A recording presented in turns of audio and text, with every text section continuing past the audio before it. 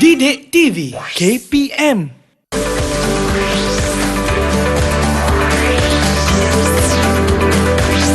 Didik TV KPM. Assalamualaikum dan salam sejahtera semua. Anda sedang menonton Mahir di Didik TV KPM. Saya Syamira Nazir dan hari ini kita nak belajar subjek pembuatan pakaian iaitu kurung tradisional untuk murid-murid menengah atas pendidikan khas. Tapi macam biasa, suka untuk Mira ingatkan kepada anda semua yang berada di rumah untuk kekal sihat. Jangan keluar jika tiada urusan penting dan elakkan pergi ke tempat yang sesak.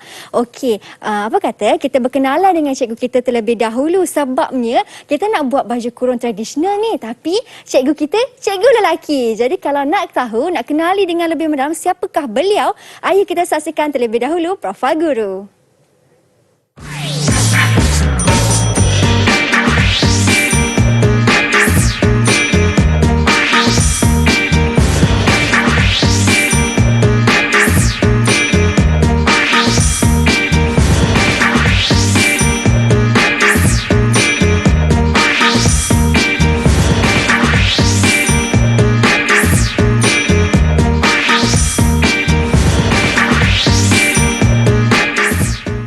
Assalamualaikum Cikgu Supardi, apa khabar? Waalaikumsalam. Sehat Cikgu? Sehat Alhamdulillah. Cikgu selamat datang ke kelas Mahir pada petang ni. Ya, selamat datang. Terima kasih. Sama-sama.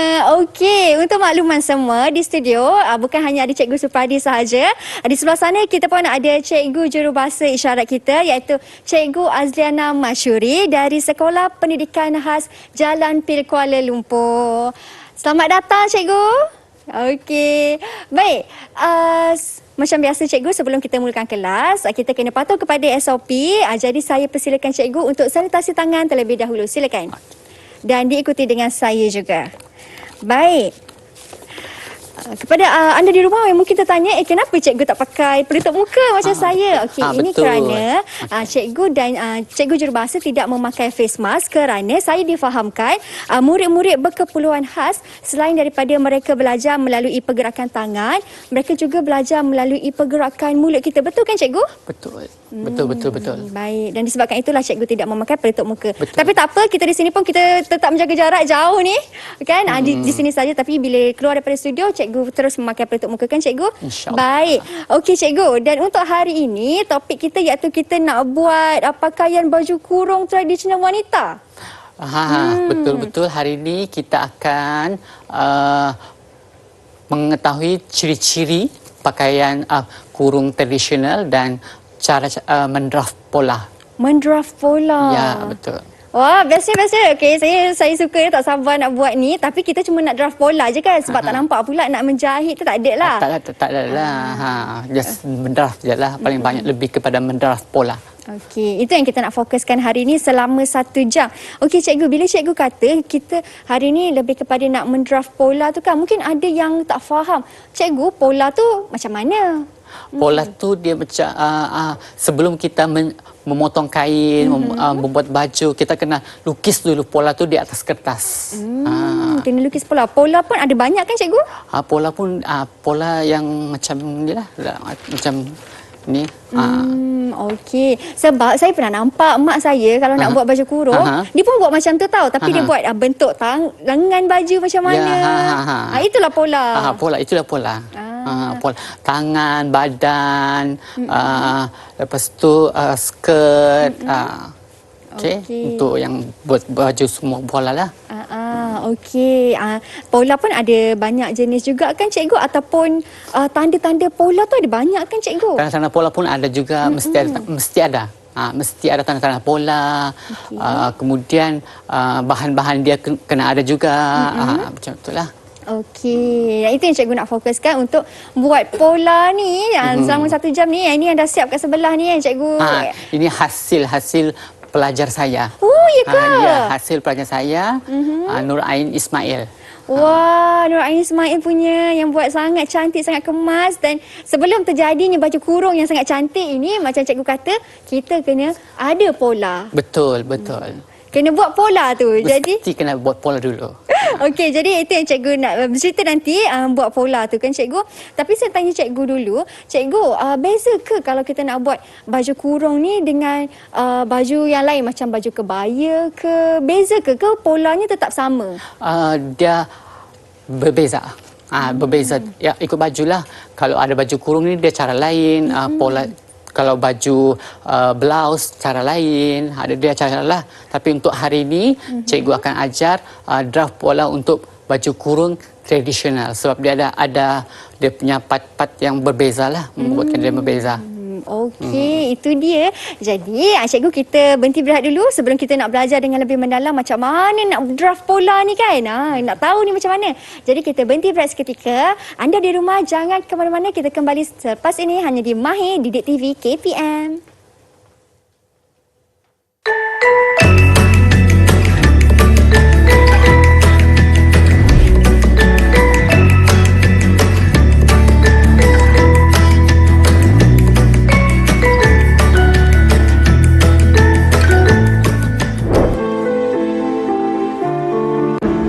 Saya Ibu Baca sekolah mengenai ingin mengucapkan selamat Hari Guru. Terima kasih Cikgu. Saya ingin mengucapkan selamat Hari Guru untuk para guru yang telah mendidik para pelajar tanpa jumpa. Didikanmu adalah amat penting untuk menentukan hala tuju para pelajar dan juga masa depan mereka.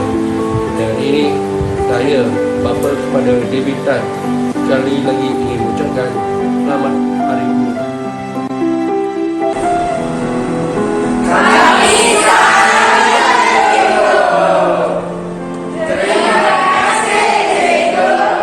Kami ingin mengucapkan Selamat Hari Guru kepada semua guru-guru di SMK Aikro. berguru demi ilmu bina generasi baru. Terima kasih Cikgu. Yeay.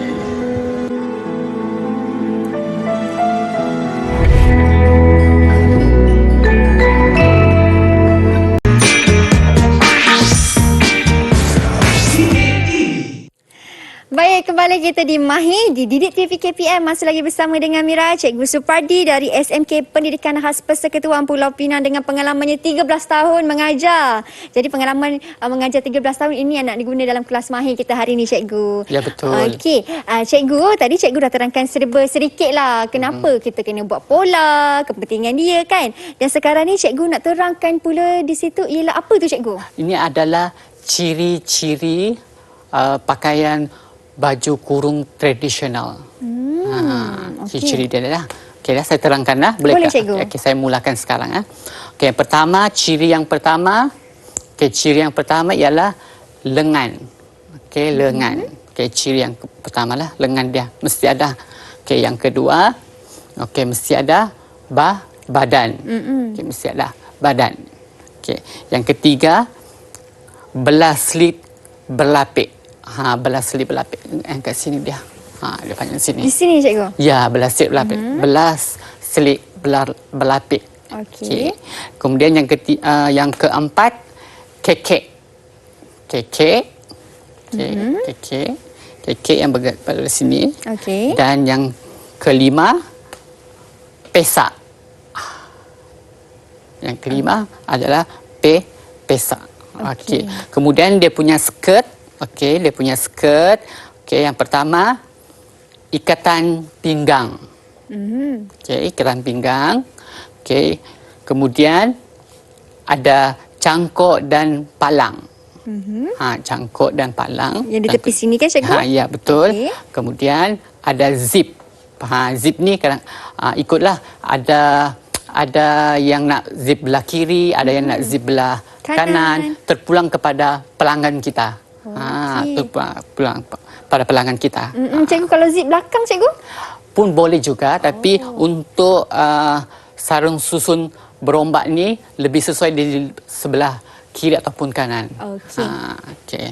Kemudian zip dan yang terakhir sekali sarung susun berombak. Kalau nama lain dia adalah kipas kan? Kipas. Tahu. Ya. Itulah adalah ciri-ciri dia lah yang ni. Okey. Kalau tak ada kipas tu, tak jadilah kita punya kurung tradisional. Kita boleh tukar skirt dia tu kepada skirt mungkin skirt yang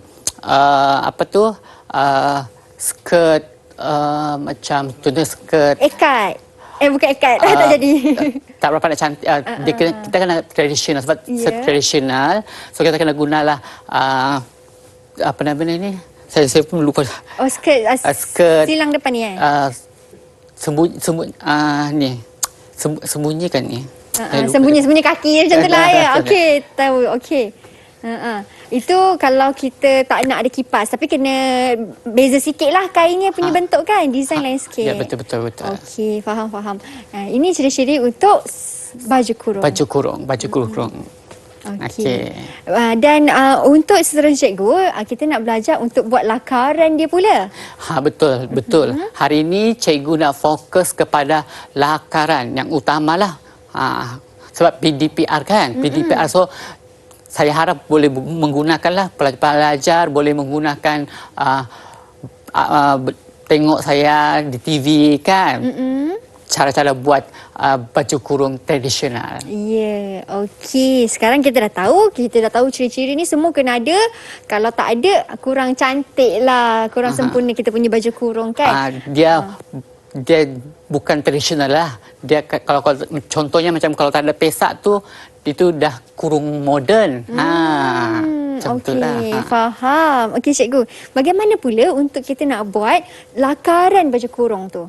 Lakaran dia macam kita lihat yang di sinilah, yang di depan ni, ini adalah lakaran dia. Yang saya tunjukkan dalam gambar ni, ini adalah lakaran dia. Pelajar-pelajar akan melakar dululah sebelum dorang tu, supaya dorang lebih ingat. Supaya pelajar-pelajar lebih ingat, dorang kena lakar dulu. Lakar dia dan tandakan dia punya ciri-ciri. Macam tu. Supaya kita nampak jelas lah kan. Supaya lebih jelas. Baru dah pelajar-pelajar boleh mendraft pola. Okey. Saya nampak kat situ cikgu ada kekek. Kekek tu kalau di baju kurung yang di sebelah sini kan cikgu, betul? Ya, betul lah. Betul. Kekek di sini ni. Di bawah ketiak ni. Okey, ini ialah kekek dan pesak yang di bahagian tepi. Tepi, ya betul. Pesak ni yang atas dia kecil sikit, kemudian yang bawah dia besar. Baik. Ada juga setengah orang buat poket, betul tak cikgu? Boleh ikut kepada pelanggan kita. Kalau pelanggan nak poket, kita letaklah poket. Kalau dia tak mau, tak payahlah letak poket kan. Ikut kepada kita kena tanya customer lah, kena tanya pelanggan sama adakah pelanggan mau ataupun tidak. Tapi sebuah baju kurung tradisional yang orang kata betul-betul asalnya ialah tanpa poket lah cikgu Ya. Yang asal dia adalah yang ini. Tradisional kita orang-orang dulu kan. Betul tu. Okey, lepas tu kita pun ada susun berombak kan cikgu, ataupun kipas tu. Kipas tu kan apa tu kipas dipanggil kan. Tapi dia punya nama lebih untuk dalam bidang pendidikan, pelajar-pelajar kena tahu sarung susun berombak. Okey. Untuk dorang jawab dalam peperiksaan. Yang penting kena guna ayat tu. Betul. Kena guna ayat ni, sarung susun berombak. Kalau tulis kipas tak jadilah. Tak jadilah. Salah lah. Jawapan jadi salah. Kena ingat semua terms ni ya. Ya, dorang kena ingat ciri-ciri ni semua ni. Pelajar-pelajar mesti ingat ciri-ciri ni dengan betul. Okey, baik. Okey, itu ciri-cirinya dan saya yakin mereka semua kat rumah pun dah faham dah ciri-cirinya, dah jelas dah yang mana satu cikgu. Bagaimana pula untuk nak buat lakaran? Cikgu dah nak mula nak buat lakaran pola ke belum lagi? Ya, saya nak mula dah. Boleh, silakan cikgu. Tak sabar. Saya pun tak sabar nak tahu macam mana. Okey, silakan cikgu. Macam mana kita nak buat lakaran tu? Okey, saya pindah dulu ni. Boleh. Okey, terima kasih cikgu. Sebab saya nak tahu ni macam mana nak buat sarung susun berombak ni. Tengah fikir macam mana. Tak, hari ni cikgu hanya ajar untuk buat baju sahaja. Okey. Kain saya tak buat untuk draft lah. Untuk baju saja. Okey, kita nak fokus pada baju Baju saja. Untuk dia punya baju. Okey. Okay, yang pertama, pelajar-pelajar kena tahulah sebelum melukis pola, pelajar-pelajar kena tahu lukis di kertas perang ni yang kasar. Okey, yang kasar. Kemudian mereka akan tanda guna pembaris lurus ni, tanda macam ni, kasi lagi lurus sini dan tanda sini. Kemudian letakkan sini nombor kosong. Baik. Okey. Kena ada nombor kosong dekat situ. Haya. Kenapa? Untuk mula. Untuk permulaan dia, dorang kena pastikan ada kosong, tanda dia. Untuk dorang kena pasti. Okey. Kemudian, kita akan, pertama sekali kita akan buat dia punya bahu dulu. Okey. Bahu dia kena bahagi dia. Boleh tak Mila tengokkan saya berapa bahu dia? Bahu Okey, ini customer kita punya ukuran Contoh okey, ni adalah contoh. Contoh. Okay. Customer ni, nama customer kita ialah Prita. Dia nak buat baju kurung. Dan untuk bahunya bahu. Lebar bahu ialah 38 cm. 38 cm. Kita bahagi dengan 2. Okey. Bahagi dengan 2 sebab dia dipanggil lebar. Kalau keliling, kita bahagi dengan 4. Tapi bila lebar, kita bahagi dengan 2. Okey. Lebar kena bahagi dengan 2. Okey, saya tolong cikgu bahagi Ya, betul. 38 bahagi dengan 2. Jawapannya kita dapat 19, cikgu. 19 cm. Betul. 19 cm. Betul. Okey, so kita akan tanda. Okey, tanda. Kemudian kita akan tengok labuh baju. Labuh baju berapa? Labuh bajunya ialah 92 cm, cikgu. Okey, 92 cm. Kita tak perlu bahagi, kita terus tanda 92 cm. Okey. Okey, 92 cm. Terus tanda. Okey, terus tanda 92 cm. Okey. Kemudian kita ambil pembaris sesiku. Okey, kita pakai sesiku ni untuk meluruskan garisan labuh baju dia. Okey. Okey. Ini kita panggil pembaris sesiku L ke macam mana, cikgu? Pembaris sesiku. je. Sesiku saja. Okey. Sesiku. Okey, kemudian daripada bahu ni kan tadi berapa tu? 19 kan? 19 kita turun ke bawah sampai ke labuh baju. Okey. Okey. Kita tandalah. 19 tadi. Ya, kita tanda. Okey, kemudian kita guna pembaris lurus. Okey. Setengah garis je. Ya, kita garis sahaja, senang. Okey, ini adalah dia punya badan. Ini adalah badan dia. Kalau di sini depan ni lah, cikgu. Separuh sahaja. Separuh saja. Ini adalah badan dia. Nanti lepas tu akhir sekali baru kita akan letak dia punya tanda pola. Supaya pelajar tidak salah potong kain macam tu. Itulah kepentingan tanda pola. Okey. Okey. Kemudian kita akan buat dia punya lengan. Kita tengok lengan. Mana lengan? Okey, labuh lengan, cikgu, betul? Labuh lengan, betul. Okey, labuh lengannya ialah 56 cm, cikgu. Okey, 56 cm. Betul. Okay. Terima kasih, Mira.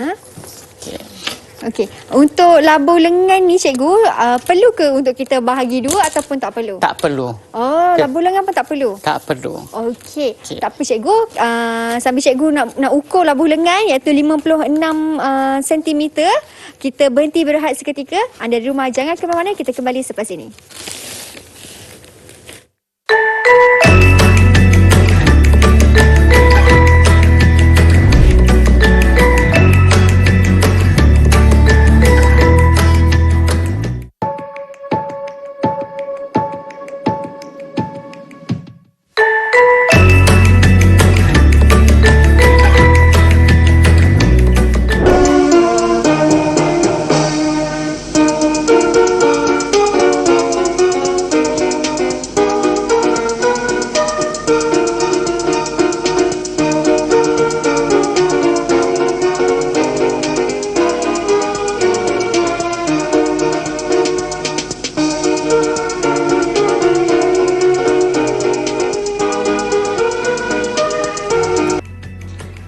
isi darah terbayang-bayang. Terima kasih cikgu sayang.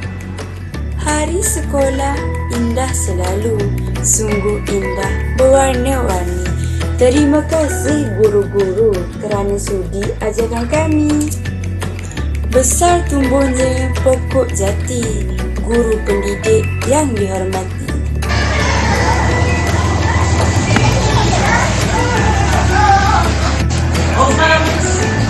Terima kasih cikgu. Terima kasih cikgu. Terima kasih cikgu.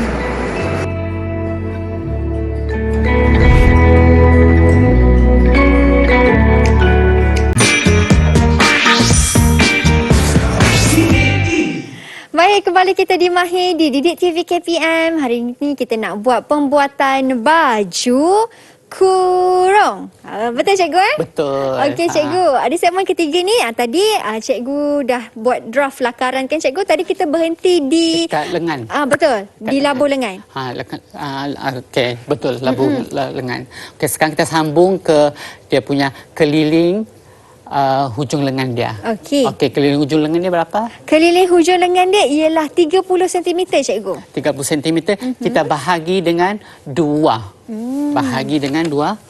Berapa tu? Kalau bahagi dengan 2, 30 cm bahagi dengan 2, dia akan jadi 15 cikgu. Okey, 15 cm. Kita akan tanda 15 cm. Okey.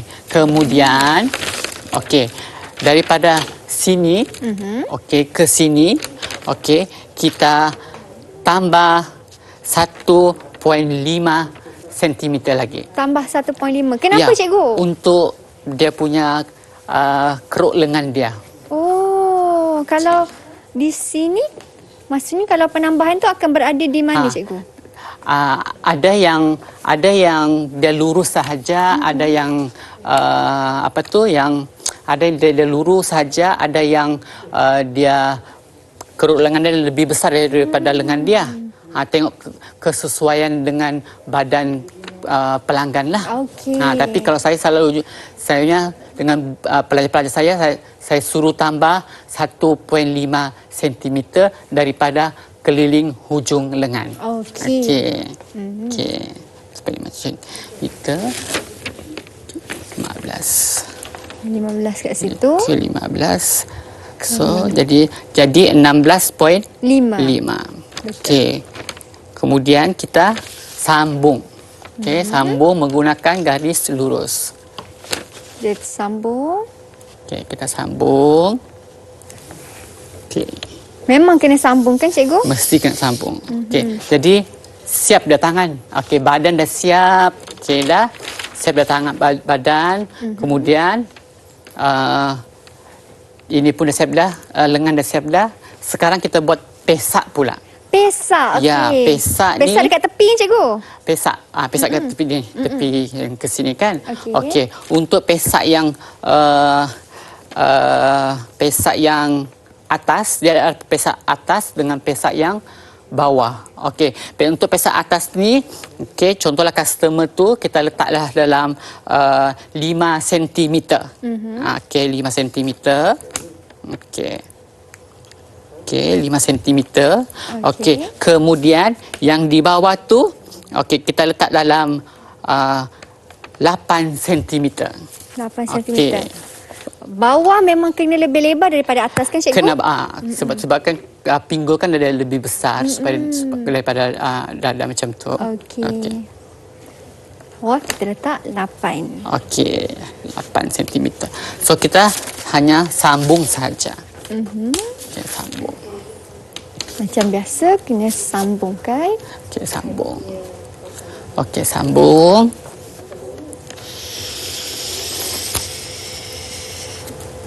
Okey. Okey, dah siap dah. 1, 2, 3. 3 jenis dah. Siap dah. Okey. Kemudian kita akan buat kekek. Ciri yang keberapa tu? Ciri yang keempat cikgu. Ciri yang keempat kekek. Kekek dia ni kalau paling banyak pun 7.5 cm. Itu paling banyak ya? Sentimeter ya, paling banyak. Walaupun badan dia pelanggan tu customer dia mungkin berisi sikit ataupun kurus kan, tapi memang standard dia adalah 7.5 cm. Okey. Okey, kita 7.5 cm. Maksudnya kalau kekek memang kena 7.5 cm. Ya, betul. Kalau yang pesak tadi cikgu, atas cikgu buat 5, bawah cikgu buat 8. 8. Itu bergantung pada... Bergantung kepada dia punya keliling dadah. Okey, baik. Okey. Tak tetap lah kan. Ya, Kekek ni kena tetap. Ya, betul. Okey, kemudian kita sambung sahaja menggunakan pembaris lurus. Okey. Okey, pola kita dah siap dah. Okey. Okey, kemudian kita perlu buat tanda pola. Tanda pola. Tanda pola. Tu cuba bila tengok tanda pola sana tu. Yang itu. Tanda pola ada 6 cikgu. Okey, baiklah. Untuk tanda pola ni, untuk baju kurung kita tak guna semua ni. Okey, tapi yang paling penting adalah yang pertama adalah ira lurus. Ira lurus. Bentuk dia, so payah-payah kena ini. Okey. Ira lurus. So payah-payah kena letak ira lurus tu bentuk macam ni lah. Bentuk macam tu. Okey, ira lurus. Okey, dekat badan, dekat pesak kita kena letak juga. Oh, ira lurus ni di badan dan di pesak. Ya, ira lurus ni maksudnya dia kain supaya semasa gunting kain dia kena ikut irah. Okey. Dan kat tangan satu. Ira lurus. Okey, di tangan pun sama. Ya, betul. Okey, ira lurus. Okey. Kemudian, lepas tu tanda pola yang seterusnya kita kena letak lipatan fabrik. Lipatan fabrik. Lipatan fabrik ni kita letak satu dekat bahu. Di bahu. Okey. Ada 3 bulatan ni cikgu? Ya, ada 3 bulatan. Okey, tandanya macam ni lah. Pelajar dah memang akan diajar lah. Kena wajib ada. Okey. Kemudian kita kena letak di lengan. Okey. Letak di lengan. Okey. 2, 3. Tapi saya nampak kat situ dia ada 2 pola walaupun dekat tempat yang sama.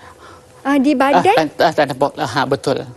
Okey. Kemudian di badan. Di ni. Badan dia ni kan. Kita letak sinilah. Sebab kan dia separuh sahaja. So kita kena letak kat sinilah. Okey. Okey.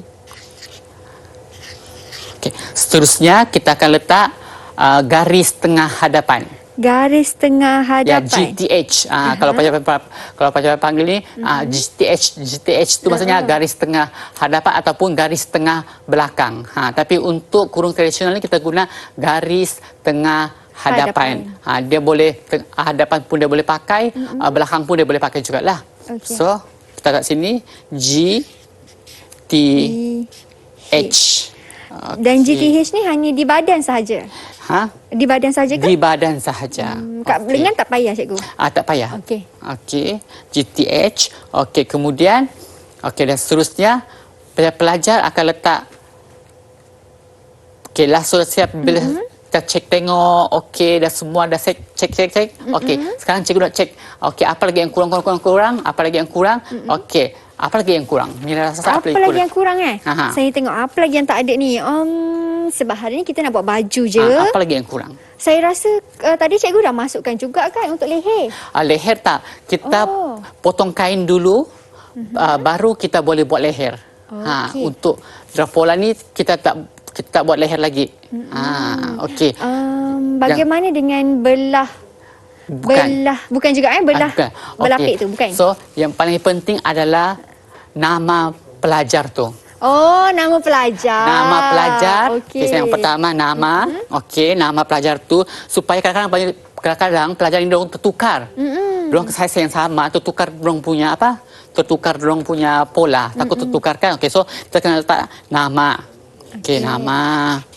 Okey. Nama yang penting. Okey, nama. Kemudian tarik. Tarik. Okey. Dan nama pola. Nama Contoh. pola. Contohnya macam sini, kita letaklah sini badan. Okey, badan baju kurung tradisional kan. Terus sini badan kurung tradisional. Okey. Kurung tradisional. Kita kena letak nama pola tu dekat setiap satu pola tu kena letak nama dia, cikgu. Ya, mesti. Mesti kena letak. Okey, kemudian sini pun kena letak nama. Dekat sini pun, kat lengan pun Letak nama. letak nama. Kat pesak pun kena letak nama juga. Oh, kalau di kekek pun sama juga? Untuk kekek pun kita tak payah letak sangat sebab dia saiz yang sama. So walaupun tukar pun tak apalah kan. So kita letak sini sini pesak. Pesak. Bukan apa, supaya pelajar-pelajar ingat. Supaya pelajar-pelajar mudah ingat. Ini untuk budak pendidikan khas ni kadang-kadang kan dorang perlu ingat badan tu apa supaya kita ulang balik. Okey, ini adalah badan, ini adalah pesak, kemudian ini adalah kekek. Kita tulis sini kekek. Okey, kekek. Dan ini adalah lengan. Okey.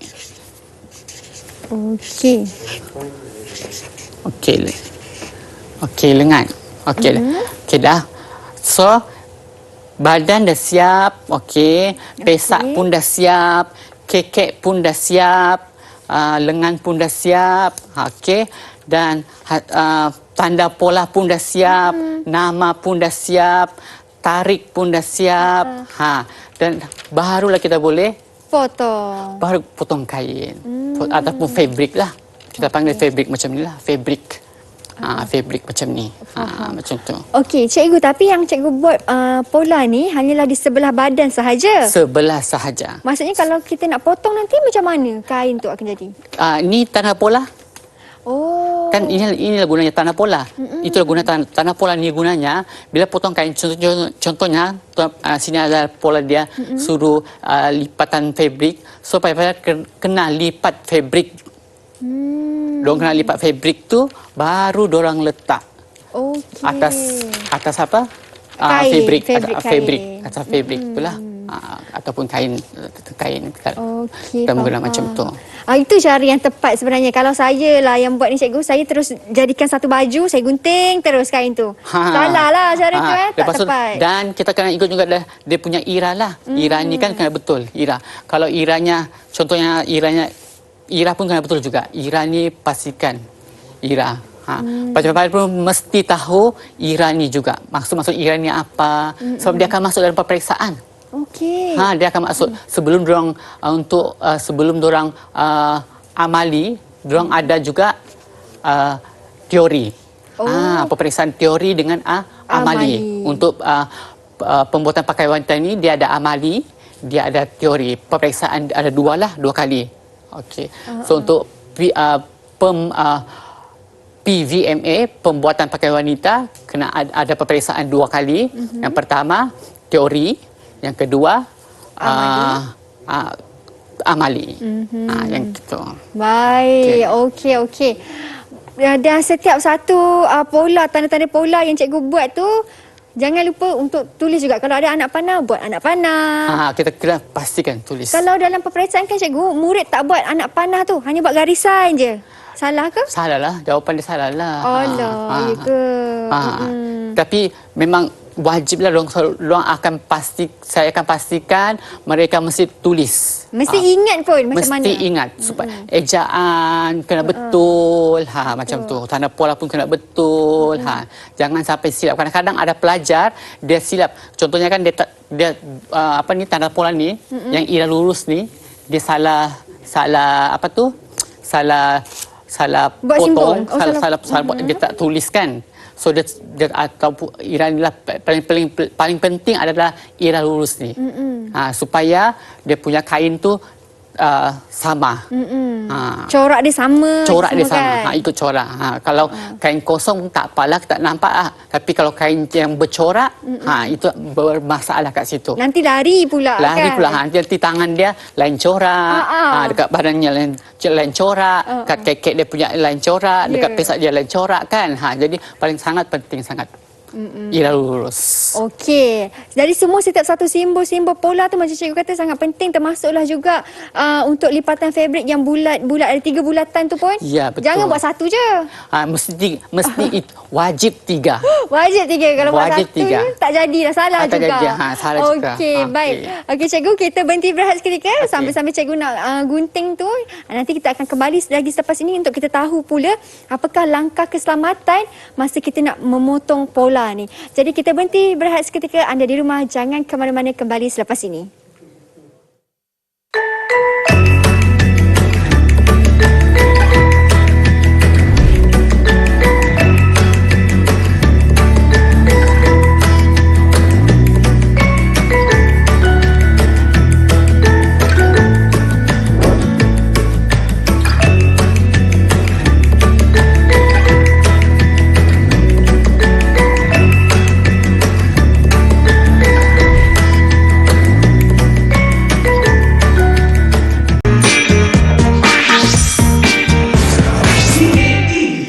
Kembali kita di Mahir di Didik TV KPM. Kita sudah berada di segmen yang terakhir. Okey cikgu dah siap buat pola, dah siap lukis juga bagaimana bentuk-bentuknya kan. Dan sekarang cikgu nak gunting. Lepas tu kita kena gunting lah. Masa gunting tu pastikan pelajar menjaga keselamatan. Masa gunting tu pastikan gunting kena, jangan main cucuk-cucuk kan. Pastikan gunting ikut garisan yang betul. Kadang-kadang saya tanda macam ni. Kadang-kadang saya tanda dengan orang, cikgu gunting yang mana? Saya ambil pen, contohnya pen merah kan, okey gunting yang ini. Saya beritahu lah gunting yang macam tu.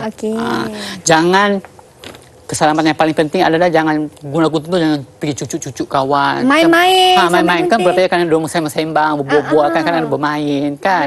Macam tu lah dengan budak-budak. Betul. Biasalah budak-budak kan.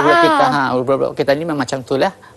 Gunting tajam, bahaya kan. Dan sambil-sambil kita nak gunting tu juga cikgu, gunting pun jangan sengit, betul kan? Betul, kita kena, pelajar pun kena tahu motor halus kan, dipanggil motor halus. So di sini pelajar-pelajar pendidikan khas akan belajar bukan pendidikan khas saja, sebab untuk pembuatan pakaian wanita ni bukan pendidikan khas saja. Ada juga sekolah biasa yang ambil, sekolah aliran perdana. Diorang pun ambil juga benda-benda ni lah. Tapi untuk pendidikan khas ni kita lebih kepada macam ajar ejaan, dengan kita lebih menjaga keselamatan orang tu paling penting. Ya, betul. Keselamatan sangat-sangat penting. Betul. Jangan gunting terkena jari pula, bahaya tu. Bahaya. Luka. Okey cikgu, ini saya andaikan cikgu kalau dah siap gunting lah kan. Kalau cikgu dah siap gunting sebelah pola di satu belah badan, untuk di sebelah badan pula kena ulang balik prosesnya ke bagaimana? Kita guna pola yang sama. Pola. Sebab kan kita lipat kain tu. Kita lipat kain ni kan. So dia akan dapat satu badan lah. Badan hadapan dengan badan belakang. Lepas tu baru kita akan buat dia punya leher. Nak buat leher tu macam mana pula cikgu? Buat leher dia tu nanti dia dah cara dia lah, ada cara dia lagi lah. Kalau Didik TV jemput saya lagi, kan kalau pasti cikgu. Kalau dijemput lagi, mungkin saya akan buat pula kajian seterusnya cara buat leher dia. Leher apa namanya tu? Leher belapik. Silip belapik. Ya. Okey, pasti insya-Allah kami akan jemput cikgu lagi. Lepas tu kita buat baju kebaya pula cikgu. Okey, cikgu macam itulah kepentingan pola tu kan, kita kena di mana bahagian untuk kita lapik dia, lipat dia dan lain-lain. Okey, di ruangan masa yang terakhir ni cikgu, mungkin ada sedikit rumusan daripada cikgu yang cikgu nak sampaikan kepada murid-murid yang sedang menonton di rumah. Silakan. Okey. Kepada pelajar yang menonton, yang melihat, bukan pelajar saja tetapi kepada seluruh rakyat Malaysia yang ingin menjadi tukang jahit. Tukang jahit ni sangat senang, sangat mudah. Janji kita minat. Minat sebab kita duduk rumah, kadang-kadang duduk rumah sahaja, goyang-goyang kaki dapat duit. Wah. Betul. Kan, betul tak? Dan maksudnya apa yang kita belajar hari ini salah satu kemahiran yang kita boleh guna pakai juga untuk menjana pendapatan. Yes, untuk kadang-kadang budak ni kan susah nak dapat kerja kan. Dorang mungkin dorang tak nak kerja komunikasi dorang susah sikit. So dorang perlu ada kemahiran. Kemahiran yang sangat-sangat penting untuk dorang. Duduk rumah sahaja tapi dorang boleh menjana kewangan untuk membantu keluarga dorang macam tu. Dorang boleh jadi usahawan ataupun mungkin dorang boleh kerja dengan orang lain jadi usahawan. Macam tu. Kan, dan itu antara peluang kerjaya lah untuk murid-murid berkeperluan khas kan selepas buka habis butik, sekolah. dorang boleh buka butik. Betul. Ada pelajar saya yang sudah berjaya, ada. Dan sekarang ni yang tengah praktikal di Politeknik Johor. Baik, dan itu antara kelebihan lah kalau kita pun mahir kepada kemahiran Yang penting minat. Ya. Yang penting minat, macam cikgu Yang kata lah. penting minat dan rajin bertanya. Ada pelajar, dia sikit-sikit dia akan tanya, cikgu lepas ni buat apa? Lepas ni buat apa? Lepas ni buat apa? Ada pelajar macam tu. Kita kena tengoklah kesesuaian pelajar. Ikut kesesuaian pelajar tu macam mana. Betul. Okey, macam cikgu katalah. Yang penting minat, rajin bertanya. InsyaAllah pasti ada jalan untuk kita. InsyaAllah berjaya.